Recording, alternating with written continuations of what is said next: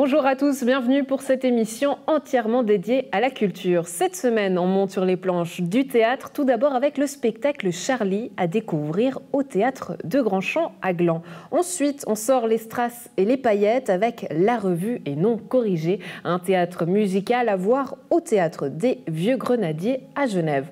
Enfin, pour terminer la semaine, ce sera musique avec le duo Baron-Baronne qui nous présente son nouveau clip et son nouveau morceau intitulé Sémantique.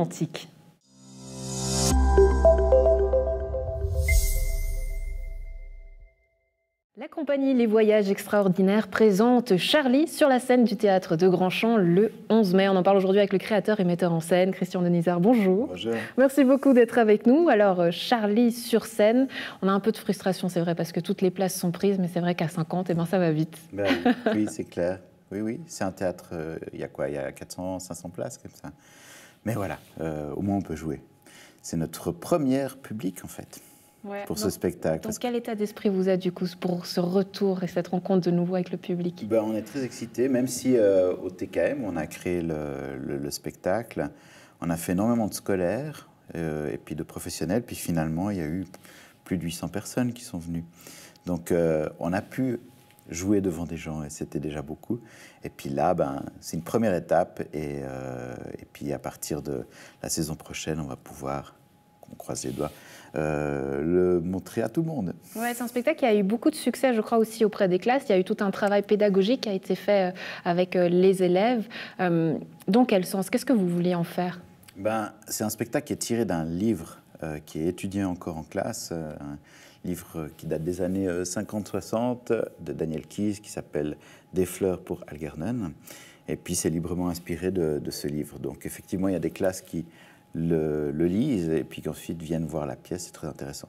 Puis moi, j'aime beaucoup ce public-là, c'est-à-dire le public adolescent, préadulte, comme ça, parce que c'est un public impitoyable et puis qui va peu au théâtre, c'est-à-dire que les plus jeunes, les enfants vont au théâtre avec leurs parents, mais ensuite il y a une période comme ça où c'est un petit peu un creux, et j'aime bien m'adresser à eux parce que je trouve que parce que je me dis, on n'aura pas de deuxième chance, c'est-à-dire que s'ils n'aiment pas, ils vont plus retourner au théâtre pendant longtemps.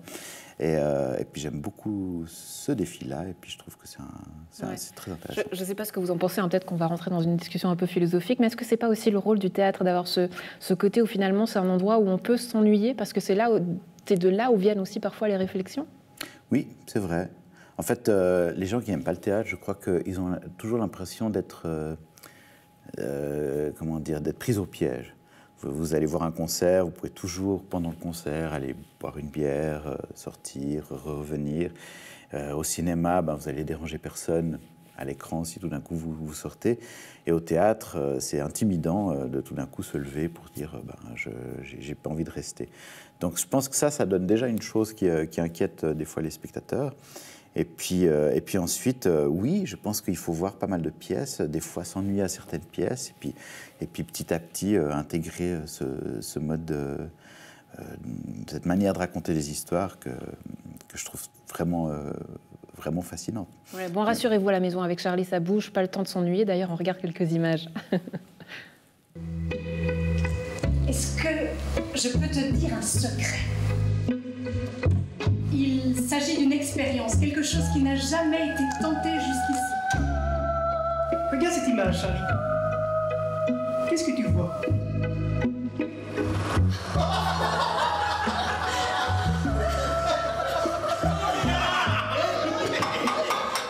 Il propose de faire une opération pour rendre intelligent. Pouvoir dire des choses. Puis les gens qui répondent. Ah, je savais pas. N'oubliez pas que c'est pas de sa faute. Je n'y peux rien. C'est un être humain. L'histoire se termine ainsi. Mais tu peux imaginer la suite si tu veux.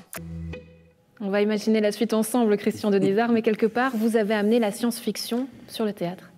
Oui, c'est un texte qui est catalogué science-fiction effectivement dans les librairies, même si j'ai l'impression que c'est plus quelque chose peut-être de l'ordre un peu du fantastique ou bien de l'anticipation proche, enfin je ne sais pas. On vit dans un monde tout à fait normal, mais effectivement il existe une expérience qui permettrait de rendre beaucoup plus intelligent. Et puis je trouve que ça pose des questions extrêmement intéressantes, déjà sur ce que c'est être intelligent, comment on considère l'intelligence. Là, le texte et donc la pièce se passe dans les années 50, et puis à une époque où c'était le quotient intellectuel, le QI, qui était un petit peu le barème de ce qu'on considérait comme être intelligent. Donc c'est quelque chose de très mathématique, très logique. Et puis aujourd'hui, la notion d'intelligence, elle bouge. On parle d'intelligence affective, émotive. Et puis, mais malheureusement, en discutant avec des neurologues, des psychologues et des gens qui s'occupent du cerveau, ils m'ont dit non, notre monde fonctionne toujours. C'est-à-dire ce travail que vous avez fait pour la mise en scène, vous êtes allé discuter avec des neurologues pour le mettre en scène, justement, ce spectacle ? Je trouve que c'est le privilège de faire des spectacles, c'est-à-dire qu'on a des sujets différents à chaque fois, et à chaque fois on peut entrer complètement dans un monde nouveau. Et là, c'était le monde du cerveau. Donc je trouvais ça, j'allais pas me gêner d'aller voir des scientifiques qui travaillent sur le cerveau. Et donc, ceux-ci m'ont dit, voilà, c'était le professeur Lavernet à l'université de Lausanne qui me disait, malheureusement non, l'intelligence qui est toujours mise en avant aujourd'hui dans notre société, ça reste cette intelligence analytique, mathématique. Ouais, ce qui ne nous plaît pas du tout quand on est artiste, j'imagine, parce que forcément, on a le côté viscéral, l'aspect émotion qu'on a envie de mettre en avant. L'un n'a pas beaucoup d'intérêt sans l'autre. Ouais.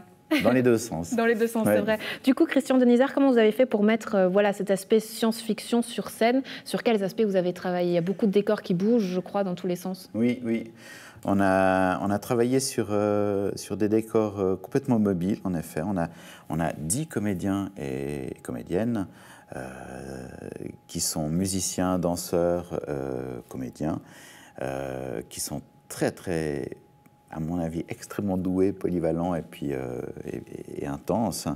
Et puis ils forment vraiment une troupe que je suis très très content d'avoir avec moi. Et c'est eux qui aussi manipulent en effet le décor, qui transforment en fait le décor pour créer les différents lieux avec des éléments qui sont sur des roulettes. Ça date d'ailleurs de réflexions qu'on se faisait avec Omar Porras à l'époque, qui nous accueillait. Et puis on se demandait, quand je dis à l'époque, c'est-à-dire pendant le confinement, le premier confinement, l'idée c'était de se dire, comment faire nos pièces aujourd'hui ? C'est-à-dire, on était tout le temps à se dire, notre pièce sera dans un an, donc on peut penser au monde d'après, mais en fait, on se retrouve... Donc c'est une pièce qui a évolué avec son temps ? Oui, on se retrouve un peu hors sol en pensant comme ça, donc on a besoin quand même de sentir ce qui est en train de se passer. Et puis donc, voilà, c'est Omar qui me disait, moi je pense qu'il faut faire des pièces qu'on pourrait faire aujourd'hui, maintenant, là. Donc le Covid, on le voit quelque part à travers cette pièce ? Alors, c'est pas un sujet, mais ça a influencé un petit peu la mise en scène. C'est-à-dire, je me suis dit, voilà, j'aimerais bien faire une pièce de théâtre que je pourrais faire sur une place publique ou dans un musée ou n'importe où. Et puis c'est pour ça qu'on est arrivé avec cette scénographie qui est légère, entre guillemets, ça reste quand même quelque chose de relativement important, mais légère à déplacer. Et puis surtout, cette équipe de 10 comédiens, c'est ça qu'on aime voir de toute façon. C'est donc, des gens. On peut être rassuré, même si les places sont prises à Grandchamp, c'est que le spectacle pourra être emporté ailleurs. Oui, complètement. Ouais, donc, affaire à suivre. On se réjouit d'avoir des nouvelles dates pour Charlie. Christian Denizard, merci beaucoup d'avoir été avec nous. Et merci à vous.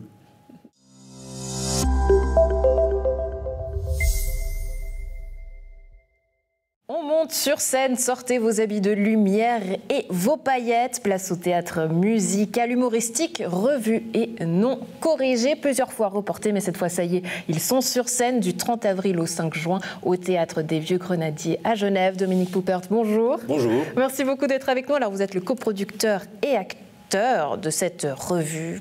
Plusieurs années que vous y travaillez corps et âme, avec passion. Mais cette année, c'est vrai qu'elle est chargée, c'est Covid compatible. Covid compatible, ça a été très compliqué. Parce que quand on reporte, on est déjà démotivé. Et on a dû réduire le spectacle, parce qu'évidemment, nous, on fait des spectacles plutôt de 2 heures. Donc là, on a dû réduire à 1h30, 1h35. Et puis c'est vrai que point de vue motivation, chaque année, comme on joue en janvier-février, il y en a forcément un qui a une grippe. Une grippe normale, c'est pas grave, il faut se faire tester, il faut vérifier. Puis là, on est tendu, s'il y en a un qui chope dans la troupe, c'est 2 semaines de représentation annulée, forcément. Ouais. Donc c'est chaud, on est parti, mais c'est chaud. Ouais, alors vous me disiez, ces 5 acteurs qui sont sur scène, c'est une grande famille qui a l'habitude de travailler ensemble cette année. Qu'est-ce que vous nous avez préparé ? Sans tout dévoiler, bien sûr. Alors, on a fait des sketchs classiques. On a déjà fait un choix, c'est qu'on s'est dit que les gens en avaient un peu ras-le-bol du Covid. C'est-à-dire qu'on s'est autorisé la moitié du spectacle en Covid ou pseudo-Covid. Il y a une scène sur un enterrement, donc forcément c'est suite à un Covid. Il y a un sketch à répétition sur l'hôpital qui est un petit peu lié au Covid, mais on n'a pas trop allumé. Mais c'est vrai que le Covid est en fond. Et puis c'est vrai que cette année, on a eu un problème quelque part, c'est-à-dire qu'à Genève, entre l'affaire Model et puis Cyclade, on aurait pu faire 5 heures de revue, tellement il y a de sujets cette année. C'est vraiment assez fou. Ouais. Et puis chez vous, ça s'y met aussi, puisque M. Claude Béglé est en train, avec qui j'étais allé au CRD dirigeant d'entreprise, il est en train de se faire allumer. Donc vraiment, les politiques, c'est compliqué. La politique, en ce moment, il y a des sacrés personnages. On a fait une chanson sur Lisa Mazzone, qu'on n'a pas fait finalement. Enfin, on a dû enlever parce que voilà, il y avait trop. Il y avait trop. Chaque jour, de quoi écrire. Eh bien, je vous propose qu'on regarde un extrait. On revient tout de suite après.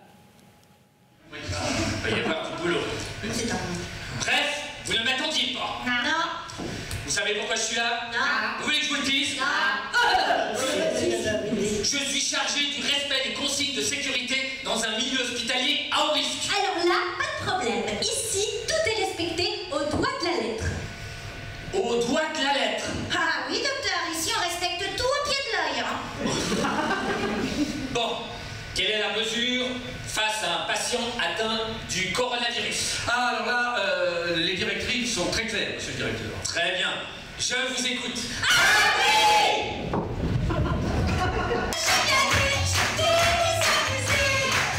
Quelle chance de pas vivre en Chine, sinon il y a bien longtemps qu'on aurait fini au crocodile. Allez, à l'année prochaine, à moins que le virus pourri nous empoisonne dans les choublis.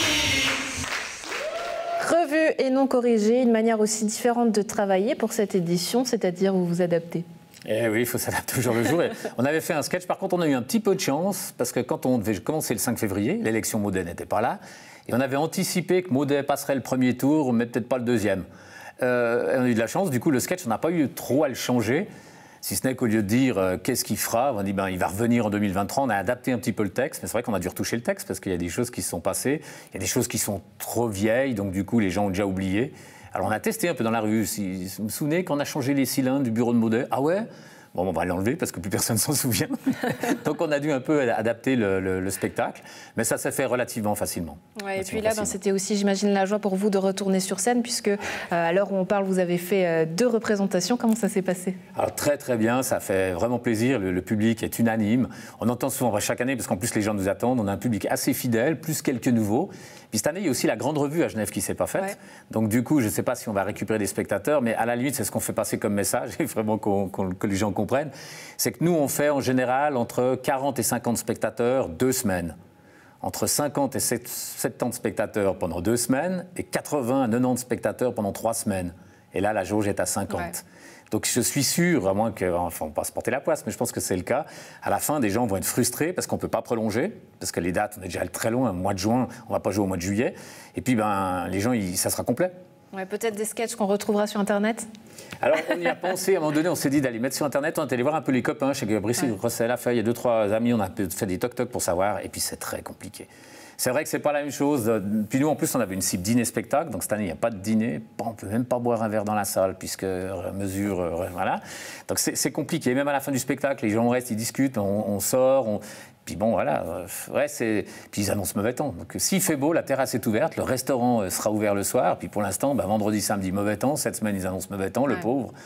Lui aussi se disait que peut-être grâce à la revue, il pourrait faire quelques couverts tous les soirs. Et c'est des dieux sont une manière différente de consommer la culture. Ouais. C'est vrai qu'au travers de votre petit calepin, on peut aussi découvrir et faire connaissance avec la famille. On voit ici votre page, Dominique Poupert.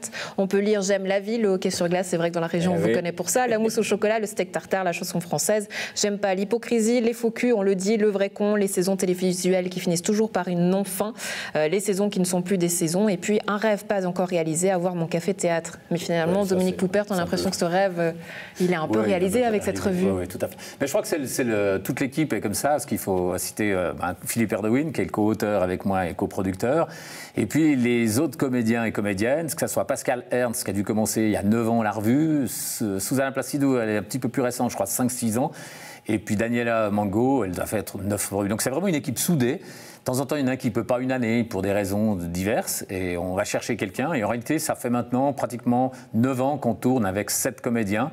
Et les 5 qui sont cette année sont ceux qui ont fait le plus de revues.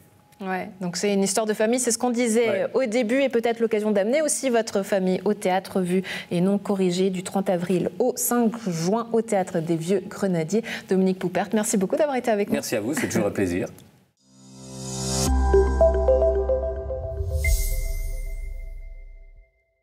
Un an après la première sortie de leur premier EP, Baron Baronne revient avec un nouveau titre intitulé Sémantique et un clip réalisé par la réalisatrice lyonnaise Maïfa Tan qu'on salue. Le duo nous plonge dans les méandres infinis du dialogue amoureux entre mystère et contradiction. On les reçoit aujourd'hui sur ce plateau, le Baron, la Baronne, Faustine Arnaud. Bonjour. Bonjour. Merci beaucoup d'être avec nous. Alors, on va parler de ce nouveau clip qui est sorti le 6 mai, Sémantique. En quelques mots, qu'est-ce que vous avez voulu en faire ? Ce morceau, comme vous l'avez dit, il parle un peu des problèmes de communication et du flou dans les relations, qu'elles soient amoureuses ou simplement humaines. Et du coup, dans ce clip, Maïfa a essayé de porter son regard sur ce morceau. Et voilà, c'est toute cette histoire un peu d'une face cachée, des zones d'ombre dans une relation, de quelque chose qu'on croit être quelque chose et finalement qui est autre chose. Et c'est un peu deux mondes qui se regardent et qui n'arrivent pas à se rejoindre dans l'incompréhension en fait. Ouais, c'est la première fois que vous travaillez justement avec Maïfa, qui a l'habitude de mettre tout ça toujours en image. Qu'est-ce que vous avez cherché à faire au niveau de l'image et du clip ? L'idée c'était justement d'avoir cet effet de contradiction, ces deux mondes qui ne peuvent pas s'atteindre, et Maïfa elle a cherché à créer cette étrangeté avec l'idée de la tentacule et des monstres et de l'univers marin qui est un peu mystérieux et incompréhensible. Ouais, ça s'appelle Sémantique. On regarde un extrait et on revient. Y a un truc louche dans ta sémantique.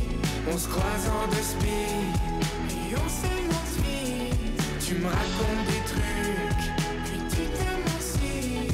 Comment tu respires dans cette étrange vie? Y a un truc louche dans ta sémantique.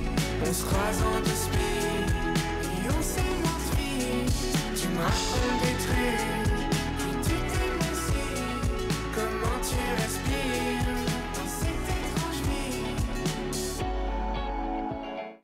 Faustine, Sémantique, c'est le premier d'une série. Qu'est-ce que ça annonce? Un premier album, la suite d'un EP? Qu'est-ce que vous allez en faire? Alors ça annonce un EP 5 titres qu'on va sortir dans le courant de l'année. Là, on a plutôt envie de sortir morceau par morceau parce qu'au final, ils représentent chacun un peu une partie de cet EP et on a envie de leur donner de la place et de la visibilité. Ouais. Est-ce que c'est aussi la situation, on sait qu'aujourd'hui c'est difficile pour les artistes aussi de faire la promo de ces nouveaux titres. Est-ce que ça a aussi impliqué du coup ce choix de le faire petit à petit? Oui, d'une certaine manière, c'est plus sympa pour nous d'avoir plusieurs échéances et puis des clips chaque fois bien réalisés, qu'on prenne le temps de travailler les morceaux. Aussi, on essaye de nous montrer un petit peu et puis le fait de séparer les sorties, ça nous permet de le faire de la meilleure des manières. Ouais, c'est un travail qui prend du temps et du coup je trouve que pour nous c'est plus agréable de le sortir petit à petit et pas en un bloc comme ça.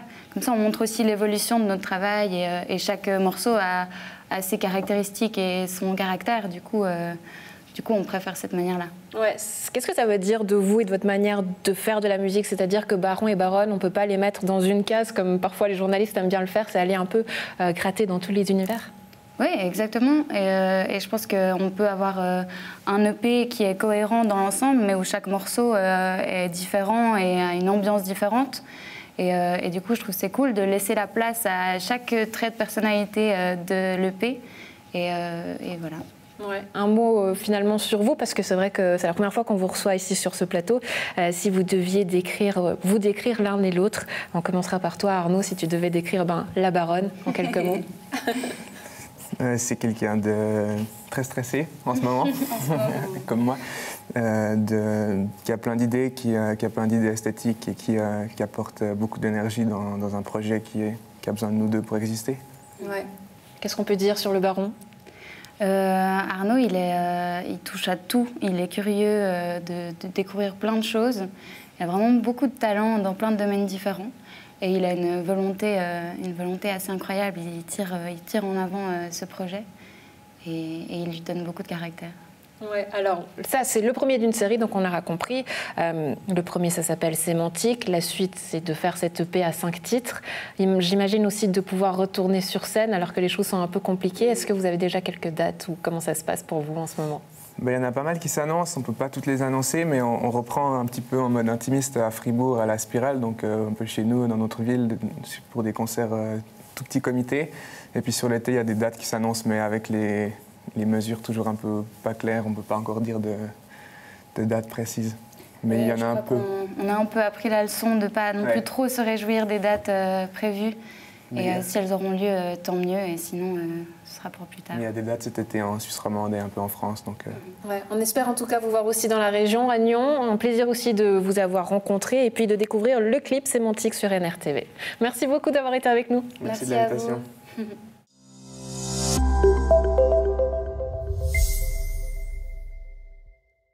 C'est terminé pour cette semaine, mais vous le savez, on se retrouve très vite pour plus de culture et plus d'aventures.